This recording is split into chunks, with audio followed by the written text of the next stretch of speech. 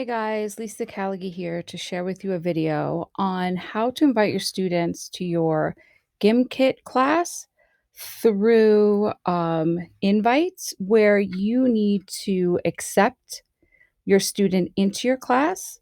This is a video where you're choosing to accept your students as opposed to your students accessing your link and automatically being enrolled in your class.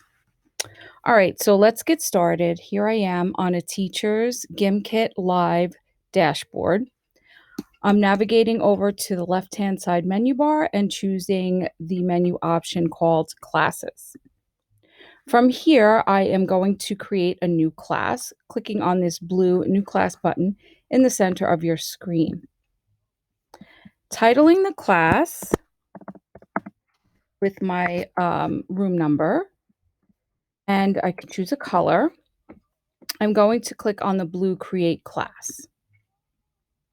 Okay, so now this page opens up where at the top you can see there are three tabs: a Join, a Members, and an Invites tab.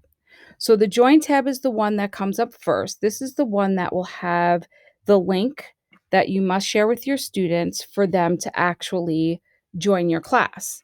They will have to authenticate through Google, their Google accounts. And I'm going to show you how they would do that in a second. The next is members. So after your students join, you will click on the members tab, and that will have a list of all of your students in your class that have joined your class. And then the last tab is called invites. So invites is where you choose to allow students to join your class once they've accessed the link to join your class. So what's happening is you're sharing the link, your students are clicking on the link, they're authenticating with their Google account, but they're just not getting into your class yet. They'll fall into this invites tab where you then come and allow them to become members of your class. So let me demonstrate that for you. When you are on that Join tab, at the bottom, you'll see Auto Accept Students. This is a feature, a setting that you can turn on and off. So by default, it is turned on. So when you copy your link and share it with your students, anyone who has access to this link will then be able to join your class by authenticating through Google or an email address. If you want to be super secure, what you can do is turn this feature off by clicking on the slide bar.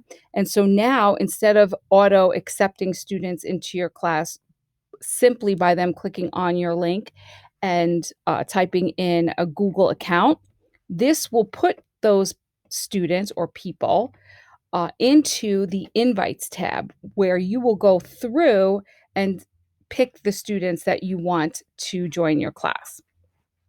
So once I have that switch off, I'm going to come up here and copy that link. Okay. I'm going to paste that link for my student. So I'm going to pop over to a student's account. Just going to, normally what you would do is you would paste that link into whatever LMS you're using, whether it's Schoology or Google Classroom. You want to paste that link in either one of those LMSs so that your students can gain access to that link to click on it. Right now, I'm just pasting that link into a URL under the student's account in Chrome.